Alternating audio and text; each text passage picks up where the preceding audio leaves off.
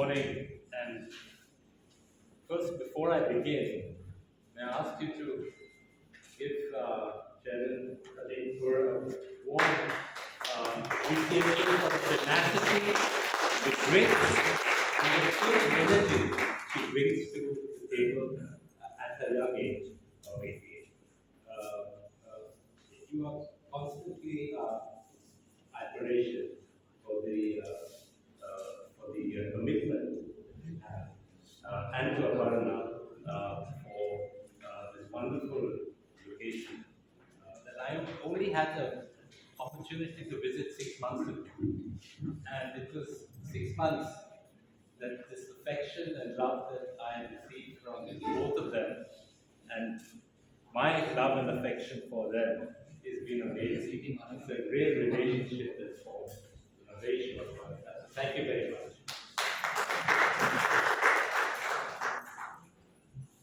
Well, coming here, when I was asked to be chief guest, I wasn't quite sure what I would say in a meeting like this. I'm not a literary person. I'm not in the arts. So I just wondered what would I say? But let me begin by saying that, since I represent the Art Foundation as chairman here, I've been involved with the foundation only about 10 years now. I was on the board for 10 years before, but as chairman, I think less than 10 years now. And the foundation, as many of you know, has been working on really the marginalized and poor in this country for many, many years, especially in education and health, and especially in early childhood education, ECD. What happens to a child between the ages of 3 and 6 really determines what happens to that child in the future. It's extremely important to be there. And I visit programs all over. And one of these visits, I was visiting our ECD program, and the mother, I asked for the mothers. He said, "Can you ask the mothers to be here?" So I asked the mothers, "What do you think of this program and your children, what we're doing with your children?" She said, "We think you're doing a fabulous job." And then she said, "We know nothing. What can we teach our children?" It was such an amazing remark. It just went to my heart. And 99% of the women are illiterate. How can an illiterate mother? 99% where, sir? Were illiterate. Where? This is in Bihar, in that community. I'm not saying it's not an all Indian figure. It's just in that community. Illiteracy today is what, 30 or 40%, I think, in India for women. But this is the extent of work that needs to be done right across the country is amazing. I also chaired the Outcome Rural Support Program for 40 years now. I've been on the board for 43 years or something. Dr. Kurian was our first chairman. Dr. I.G. Patel was our second. And I took over about 15, 20 years ago. And that program really deals with rural livelihoods right across India, from Bihar, Madhya Pradesh, Gujarat, now we've entered Maharashtra. So in a sense, this is a program that is really, and I've been going 40 years to the villages at least once or twice a year and seeing what is on the ground. But we have a long way to go. My biggest immediate problem is malnourishment. The malnourishment of women and children today in India is appalling. It's somewhere around 30 to 40%. 51%. It's actually, I would say, it's 51%. That is appalling. And when we say that our economy is a $3 trillion economy going to a $5 trillion economy, there is no excuse for malnourishment to exist. And not a single Indian child or mother ought to be hungry. And how long does it take to fix that problem? And I keep saying the key word is caring. Do you care? Because if you care, you can have the solution. If you don't care, all the money in the world is not going to find you a solution. It's actually finding caring.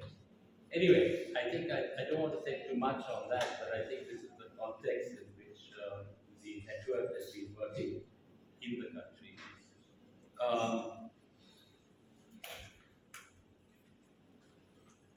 One of the things that I thought I'd dwell on today, very briefly, because I think we run out of time shortly, it's only 10 minutes that I have, is this whole question of the meaning of life. Last week, I read a book. It's been lying on my table for many years, and I just happened to pick it up and finish it last week. It's actually by Viktor Frankl. Has anybody read Viktor Frankl's Meaning of Life?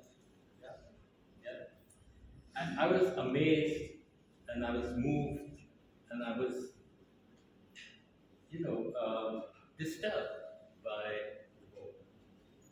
For those of you who don't know, Viktor Frankl was a professor of neurology and psychiatry at the University of Vienna. He was born in 1905 and was captured by the Germans and spent 3 grueling years at Auschwitz, Dachau, and other concentration camps. The most appalling circumstances. He survived and was rescued by the Americans and went on to publish 30 books, taught at Harvard, many prestigious universities, earned 29 honorary doctorate degrees. This is a man who survived this appalling situation. And he entitled his book Meaning of Life. And what was amazing was, I think the one message that came out of that was prisoners who really believed in their future had a meaning in their lives to actually live through that future, were more likely to survive than those who gave up. And a lot of them just gave up. They didn't see a future. And it's a very strong message. It says believe in yourself in the future, and you believe in yourself that you have something to give for the future. He says man is capable of changing the world for the better if possible, and of changing himself for better if necessary. There's hope even in the most hopeless situations. The key is to yearn for the future and not to give up. This was the essence of survival for 3 years. I say this because when you look around the world today, the epidemic of drug addiction, you look at the United States, you look at the UK, unfortunately it's come to India as well. A lot of youngsters are on drugs. Why? Why are they on drugs? And I think the answer is somewhere in Frankl, where he says that it is they do not believe in the future, and that they lack the meaning of life. They've lost the meaning of life. And what does it matter? Future doesn't mean anything. What does life mean? And I think this is a very desperate area that we need to be focusing on. India, in a sense, is very fortunate that our youngsters, our children, our youth, still have a very positive outlook for their future. They feel they'll have a better life than their parents. In India, that's very strong. So they're looking at the future, they're optimistic about the future. This is what keeps us going. If you look at the West, it's exactly the opposite. Children do not see a future. They do not see themselves having a better life. It's shifting. And when it shifts, this meaning of life starts to emerge. This future, center, drug addiction, all of that stuff. So I think there are elements here, and I think for art and literature, I think it's very important for art and hope to bring hope through art.